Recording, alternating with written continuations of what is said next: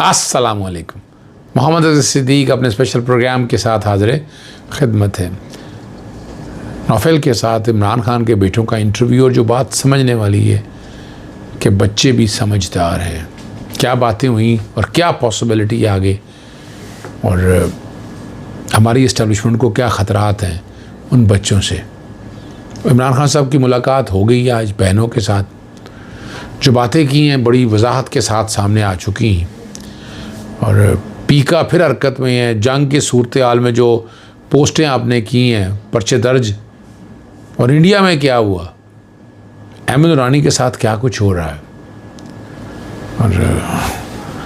और कुर्दों की पिसपाई टर्की के हवाले से। इमरान खान साहब के दोनों बच्चों का, बेटों का इंटरव्यू है, और जो देखें बड़ी क्लैरिटी है। हमारे वालिद को ऐसे मुकदमों में प्रोसिक्यूट करने की धमकियां दी जा रही हैं जिनकी सज़ाए मौत है। और दोनों बच्चों ने कहा है कि 2 साल से कैद तन्हाई में रखा हुआ, वालिद से फ़ोन पर गुफ्तगू नहीं कराई जाती। अदालत ने हर हफ्ते बच्चों से बात करवाने का कहा हुआ है, और वालिद ने हमें खामोश रहने को कहा, लेकिन अब हमारे पास अब कुछ चारा नहीं है। हमने सोचा था ये चंद हफ्ते के लिए होगा, अब तो 2 साल हो गए हैं। और इमरान खान को एक तरह से धुंधलाने की या ख़त्म करने की कोशिश की बात कहना चाह रहे हैं वो। 1992 के वर्ल्ड कप की तस्वीर भी मिटा दी, और हमने अपने वालिद इमरान खान को आखिरी बार देखा जब उन्हें 3 गोलियां लगी थी। वो मजबूत इंसान है, इस्तकामत से खड़े हैं, मुस्कुराते रहे हैं। ये तो मानना पड़ेगा ना, बच्चों ने जो बातें कही हैं अपने वालिद के बारे में। सियासत की नज़र में अगर आप सोचें तो ये बच्चे जो हैं ना पॉलिटिकल लीडर हैं, मैं इनको सियासी लीडर मानता हूँ। और कोई पता नहीं आगे फ़ैसला तो उनके वालिद साहब ने करना है, इमरान खान साहब ने, या उनकी वालदा साहिबा ने करना है। लेकिन ये बच्चे जो हैं किसी वक्त भी पाकिस्तानी सियासत में आ गए तो जीना दोबर हो जाएगा। कितना और तंग करेंगे आप, ख़ानदान से मुलाकात नहीं करवा रहे। 10 मार्च के बाद आज मुलाकात हुई, बच्चों की टेलीफोन पे बात नहीं करवाते आप। देखो ना, ये तो राइट है उनका, under the prison act of prison rules के तहत, universal declaration of human right के तहत, नेल्सन मंडेला रूल्स के तहत, अगर ICCPR के तहत अगर आप देखें तो आप कहाँ इन तमाम कवानीन को मान रहे हैं? बिल्कुल नहीं मान रहे। और नौफल के साथ बड़ी वजाहत के साथ बच्चों ने जो बात की है, अपने वालिद का नुक्ता नज़र, बड़ा अच्छा केस लड़ा है, बड़ा अच्छा केस प्लीड किया है। शायद कि तेरे दिल में उतर जाए, मेरी बात भी नहीं, हमारी अदालतों में जो चीफ जस्टिस साहिबान हैं, जो चीफ जस्टिस साहिबान हैं, जो जजेज़ हैं, उनको कुछ ख्याल आ जाए कि बुनियादी हकूक़ की वायलेशन हो रही है, और उसको रेस्क्यू क्या है, वो हक़ है उनका, इमरान खान साहब का। हम वो हक़ ही नहीं लेकर दे पर, ये हमारी कोताही है, मजबूरियाँ क्या कहें आप, हमारी नालायकी है, हमारी एक कमी है कि हम वो हक़ नहीं हासिल कर सके, और उस हक़ के लिए कितनी जदोजहद और तगदो करनी पड़ रही है। आप यहाँ से अंदाज़ा लगा लें कितनी लड़ाई लड़नी पड़ रही है, कितने मसाइल पैदा हो रहे हैं, कितनी मुश्किलें हैं, कितनी दिक्कतें हैं। लेकिन खड़ा है इमरान खान, तो खड़ा है, उसके बच्चे भी खड़े हैं, और इस जालिम समाज के सामने खड़े हैं। ये 26वीं आईनी तरमीम के बारे में जो इमरान खान ने आगे, चले मैं पहले उस तरफ चलते हैं, आपको हलीमा खान साहिबा, उज़मा खान साहिबा और नौरीन नियाज़ी, इमरान खान साहब से मुलाकात करवा दी गई। उज़मा खान, ठीक है ना जी, कई रोज़ से मुलाकात नहीं करवाई जा रही थी हलीमा खान साहिबा की, और कई मुकदमात की ज़िद की आड़ में बना रहे। पहले तो पुलिस ने रोक लिया, मगर आज कैसे मुलाकात करने दी जा रही है।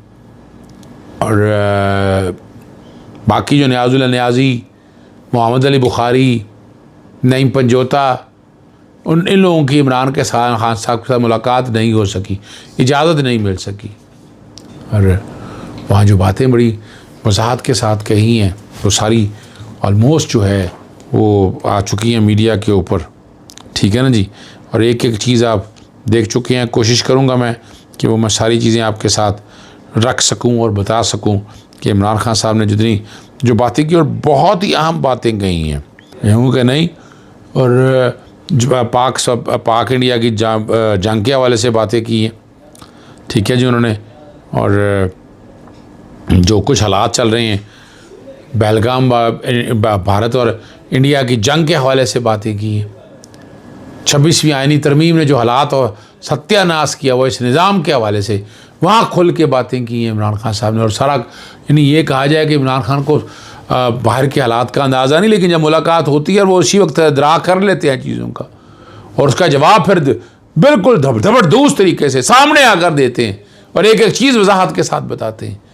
इमरान खान देखे कौम के लिए लड़ रहा है, खड़ा है, कल भी खड़ा था, आज भी खड़ा है, आइंदा भी खड़ा होगा। कम लीडर हैं जो इस इस्तकामत के साथ, इस हिम्मत के साथ, इस हौसले के साथ खड़े हैं। एक बात और, जो इमरान खान साहब को पैरोल पे रहाई के हवाले से वो आखिर इतने दिनों बाद एतराज़ समेत जनाब वो चीज़ सब अपने पास ही लगा ली। यानी हर इम्पॉर्टेंट केस जो है वो सीनियर यानी जूनियर जजेस के पास जा रहा है और नई नई रवायात कायम हो रही हैं। अदालतें जो इंसाफ, जिस तरह इंसाफ के तकाज़े हैं उसके मुताबिक पूरे नहीं हो रहे। एतराज़ भी अब क्या कहेंगे, वो एतराज़ वो बरकरार रख देंगे, सस्टेन करेंगे, बताएंगे एक गरीब पर्सन नहीं है भाई आप कौन हैं। अलीमीन कंडापुर के हवाले से बड़ी वजाहत के साथ बताया उन्होंने।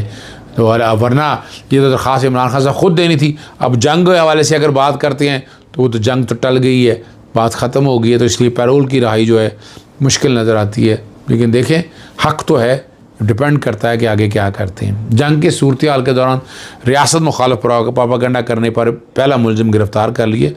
नज़ीर अहमद को जेलम के गाँव केरला से नेशनल साइबर क्राइम एजेंसी ने गिरफ़्तार किया है। और पाक भारत जंग के दौरान रियासत और मुसल्लह फ़ौज के ख़िलाफ़ फेसबुक पर प्रोपेगेंडा किया। मुलजिम ने इदारों के ख़िलाफ़ इश्तिआल अंगेज़ झूठी और बेबुनियाद मालूमात शेयर की हैं और उसका मकसद मुल्क में खौफ, अफरा तफरी, बेचैनी और इंतशार पैदा करना था। और इनके ख़िलाफ़ जो है नेशनल साइबर क्राइम एजेंसी जो है इस्लामाबाद में मुकदमा दर्ज करके गिरफ़्तार किया गया है।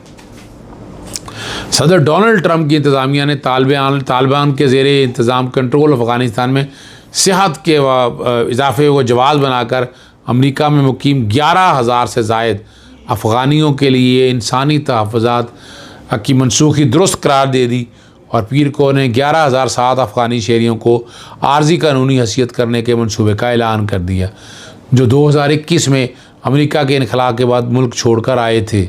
ये इनखला कई दहाइयों पर मुश्तमिल तबाहकुन जंग के बाद हुआ था, जिसके नतीजे में हज़ारों अफराद वहाँ से निकल गए थे। तो ट्रम्प इंतज़ामिया अपना एजेंडा पूरा कर रही है, अपना काम पूरा कर रही है। अहमद नूरानी के वीलॉग्स पर पाबंदी आयद कर दी गई, ये उनका कहना है। उन्होंने कहा पाकिस्तान में मेरे वीलॉग पर मुकम्मल पाबंदी आयद कर दी है।